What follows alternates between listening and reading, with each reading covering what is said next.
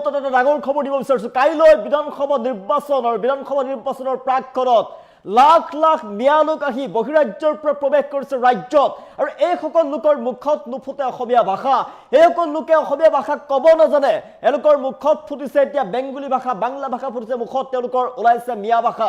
আৰু ইয়াৰ পিছতে এতিয়া গৰ্জন দেখিবলৈ পোৱা গৈছে আছুৰ ফালৰ পৰা গৰ্জনৰ সকিয়নি শুনিবলৈ পোৱা গৈছে। আছু স্পষ্টভাৱে কৈছে, আছুৰ ফালৰ পৰা স্পষ্ট কৰি দিয়া হৈছে এইসকল বহিৰাগতৰ পৰা অহা লোকে যাতে অসমীয়াৰ ভাগ্য নিৰ্ণয় কৰিব নোৱাৰে, ভোটাধিকাৰ যাতে সাব্যস্ত কৰিব নোৱাৰে, তাৰ বাবে কৈ দিয়া হৈছে স্পষ্টভাৱে যে অসমত প্ৰৱেশ কৰা মিয়া সন্দেহজনক লোকক লৈ কঠোৰ স্থিতি আছু আৰু আছুৰ ফালৰ পৰা। কোনো কাৰণত যাতে এটাও মিয়া বহিৰাগতই অসমত ভোট দিব নোৱাৰিব। অসমত অসমীয়াৰ ভাগ্য খিলঞ্জীয়াই নিৰ্ধাৰণ কৰিব, এইসকল বহিৰাগত লোকে নহয়। আৰু সৰব হৈ পৰিছে এতিয়া আছু প্ৰতিগৰাকী সচেতন অসমীয়াক ভোটদানৰ বাবে ওলাই আহিবলৈ আহ্বান জনাইছে আছু আৰু আছুৰ ফালৰ পৰা। ভোট গ্ৰহণৰ প্ৰাকক্ষণত বহু ঠাইত বিশেষকৈ নলবাৰী, বৰপেটা, চেঙা আদি ঠাইত গোৱালপাৰা, বঙাইগাঁৱত বাছে বাছে বহিৰাজ্যৰ পৰা মিয়া লোক অহা দেখিবলৈ পোৱা গৈছে। নামনি অসমত বাছে বাছে মিয়া লোক অহা দেখিবলৈ পোৱা গৈছে। ট্ৰেইন ভৰ্তি হৈ আহিছে মিয়া লোক সন্দেহজনক। এইসকল লোকে কোনো কাৰণতে যাতে ভোটাধিকাৰ সাব্যস্ত কৰিব নোৱাৰে তাৰ বাবে কঠোৰ হৈ পৰিছে জাতীয় সংগঠন। যিসকল লোক আহিছে সেইসকলে অসমীয়া ভাষাটোকেই নাজানে, অসমীয়া ভাষা তেওঁলোকৰ মুখত নুফুটে। অসমীয়া ভাষা নজনা, অসমীয়া বুজি নোপোৱা লোকে অসমৰ চৰকাৰ নিৰ্ধাৰণ কৰিব সেই কথা হ'ব নোৱাৰে বুলি স্পষ্টভাৱে জাতীয় সংগঠনৰ ফালৰ পৰা কৈ দিয়া হৈছে। জনপ্ৰতিনিধি কোন হ'ব তেওঁলোকৰ নামেই নাজানে, অসমীয়া ভাষা ক'ব নাজানে, অসমীয়া ভাষা বুজি নাপায়। এইখন অসমত কেৱল খিলঞ্জীয়াৰ প্ৰভুত্ব চলিব, বহিৰাগতৰ প্ৰভুত্ব নহয়। এইখন অসমত মিয়াৰ প্ৰভুত্ব নচলিব। ভোট গ্ৰহণৰ প্ৰাকক্ষণত এই মন্তব্য কৰিছে আছুৰ নেতা সমীৰণ ফুকনে। আৰু আছুৰ ফালৰ পৰাও সৰব হৈ পৰা দেখিবলৈ পোৱা গৈছে। আছুৰ সাধাৰণ সম্পাদক ভাস্কৰ বৰগোহাঁয়ে সৰব হৈ পৰা দেখিবলৈ পোৱা গৈছে। অসমত প্ৰৱেশ কৰা মিয়া সন্দেহজনক লোকক লৈ কঠোৰ স্থিতি আছুৰ ফালৰ পৰা।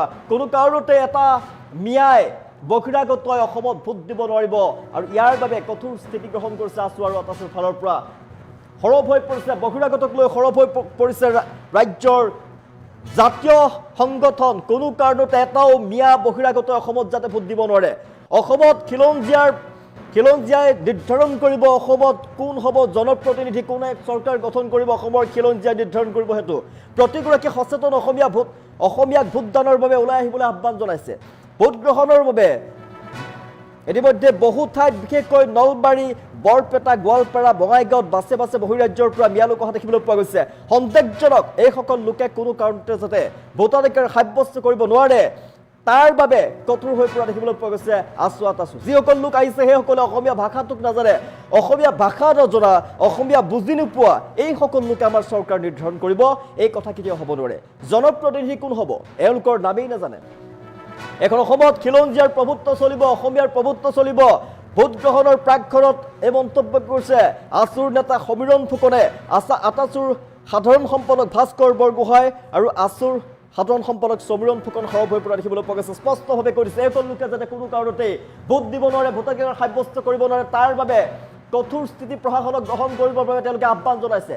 কোনো কাৰণতে যাতে এটাও মিয়া বহিৰাগতই অসমত ভোট দিব নোৱাৰিব।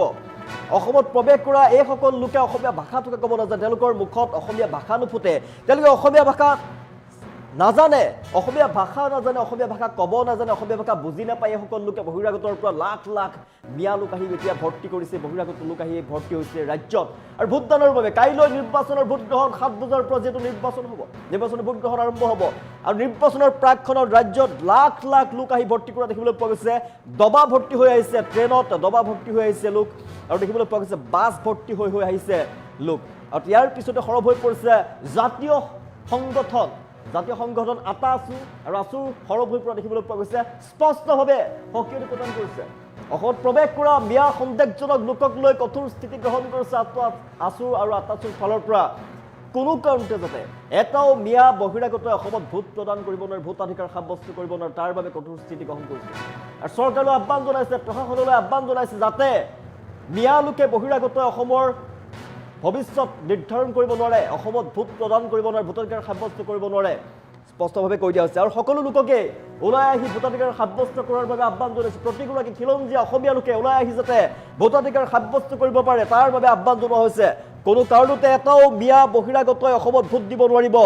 অসমত অসমীয়াৰ ভাগ্য খিলঞ্জীয়াই নিৰ্ধাৰণ কৰিব, অসমীয়াই নিৰ্ধাৰণ কৰিব।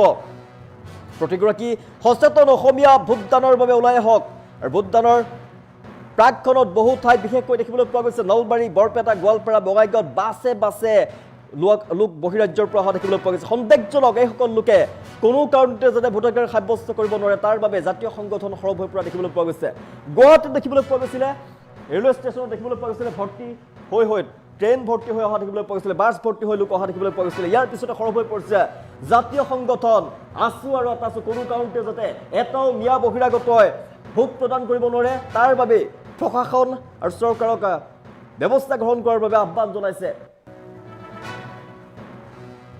মন্তব্য আছে আমাৰ হাতত মন্তব্য মুহূৰ্তত আকৌ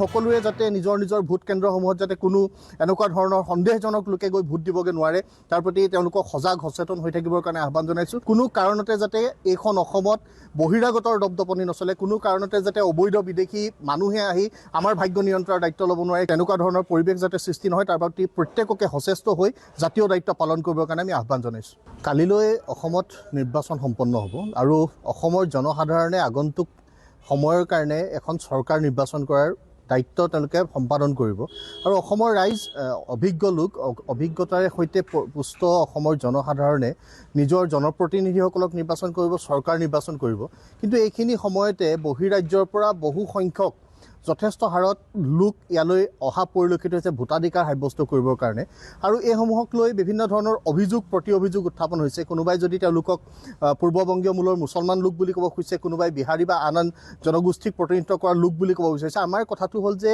খিলঞ্জীয়া মানুহৰ প্ৰভুত্ব থকা এখন অসম আমাক লাগে এইখন অসমত খিলঞ্জীয়া মানুহে নিজৰ মাটি নিজৰ অধিকাৰ নিজৰ সম্পদৰ ওপৰত অধিকাৰ এই সকলোখিনি উপভোগ কৰি থাকিবলৈ পাব লাগিব আৰু অসমৰ জনসাধাৰণে তেনেকুৱা ধৰণেৰে চিন্তা কৰি আহিব লগা দিনত ভোট দিব লাগিব আৰু এতিয়া প্ৰত্যেকৰে দায়িত্ব আছে আমি লক্ষ্য কৰিছোঁ যে যিসকল লোক আহিছে সেইসকলে অসমীয়া ভাষাটো ক'ব নাজানে অসমীয়া ভাষাটো বুজি নাপায় অসমীয়াত তেওঁলোকে সুধিলে একো উত্তৰ দিব নোৱাৰে সেইসকল লোকে আমাৰ জনপ্ৰতিনিধিসকল কোন হ'ব আমাৰ চৰকাৰ কোনে ইয়াত নেতৃত্ব ল'ব সেই কথাটো নিৰ্ধাৰণ কৰিব নেকি তাক লৈ আমি সন্দিহান হৈছোঁ আৰু এইখিনি কথা যেতিয়া আমাৰ যি ভোটৰ তালিকা বিশেষ সংশোধনৰ ব্যৱস্থা হৈছিল সেই সময়তো এই সন্দিহান প্ৰশ্নটো মানুহৰ মাজলৈ আহিছিল আৰু অসমৰ জনসাধাৰণে সেই সময়তো ইয়াৰ এটা স্পষ্টীকৰণ বিচাৰিছিল এতিয়াও আমাৰ মাননীয় নিৰ্বাচন আয়োগলৈ আমাৰ আহ্বান যে অসমৰ ৰাইজক আশ্বস্ত হ'ব পৰাকৈ তেওঁলোকে এই সন্দৰ্ভত ব্যৱস্থা গ্ৰহণ কৰিব লাগে আৰু যিসকল লোক ইয়ালৈ আহিছে সেইসকল লোকে যাতে আমাৰ জনপ্ৰতিনিধি নিৰ্বাচন কৰি আমাৰ চৰকাৰ নিৰ্বাচন কৰিব নোৱাৰে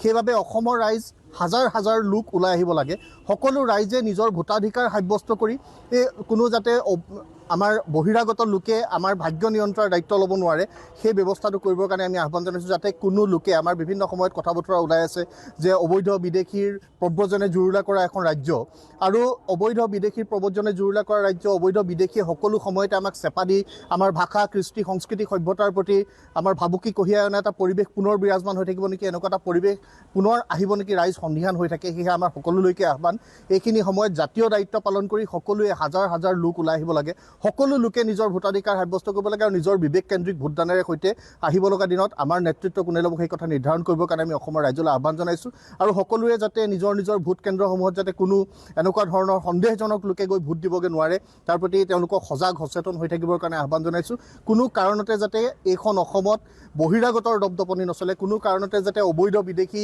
মানুহে আহি আমাৰ ভাগ্য নিয়ন্ত্ৰণৰ দায়িত্ব ল'ব নোৱাৰে কোনো তেনেকুৱা ধৰণৰ পৰিৱেশ যাতে সৃষ্টি নহয় তাৰ প্ৰতি প্ৰত্যেককে সচেষ্ট হৈ জাতীয় দায়িত্ব পালন কৰিবৰ কাৰণে আমি আহ্বান জনাইছোঁ আচলতে এটা কথা স্পষ্ট যে যিহেতু কাইলৈ নিৰ্বাচন আৰু এই নিৰ্বাচনত আমি প্ৰথমতেই প্ৰত্যেকজন খিলঞ্জীয়া অসমীয়া মানুহক আগবাঢ়ি আহি ভোট দিবলৈ আমি আহ্বান জনাইছোঁ তেওঁলোকে যাকেই ভাল পায় তাকেই দিয়ক আমাৰ তাত আমি কোনো দ্বিমত নাই কাৰণ প্ৰত্যেকৰে নিজৰ পচন্দ অপচন্দ আছে প্ৰত্যেকৰে নিজৰ চিন্তা চেতনা আছে কিন্তু সদৌ টাইম ছাত্ৰ সন্থাৰ এটা স্পষ্ট কথা যে সদৌ টাইম ছাত্ৰ সন্থাই সদায় খিলঞ্জীয়া মানুহৰ পক্ষত আছোঁ আৰু কোনোদিন খিলঞ্জীয়াৰ বিৰুদ্ধে গৈ যিসকলে স্থিতি গ্ৰহণ কৰিছে সেইসকলৰ পক্ষত আমি নাই আৰু আপোনালোকে দেখিছে যে আমি বিগত দিনবিলাকতো যিটো মিয়া সমস্যা সেই মিয়া সমস্যাৰ বিষয়ে আমি প্ৰবলভাৱে আন্দোলন কৰি গৈছোঁ আৰু আগন্তুক দিনবিলাকতো যিটো আমাৰ মিয়া বিৰোধী স্থিতি সেই মিয়া বিৰোধী স্থিতি অটল থাকিব আৰু মিয়াৰ পক্ষত ৰাজনৈতিক হওক অৰাজনৈতিক হওক যিসকল ব্যক্তি বিশেষ বা যিসমূহ দলে আচলতে অৱস্থান কৰিব আমি তেওঁলোকৰ পক্ষত নাই সেইটো স্পষ্ট কথা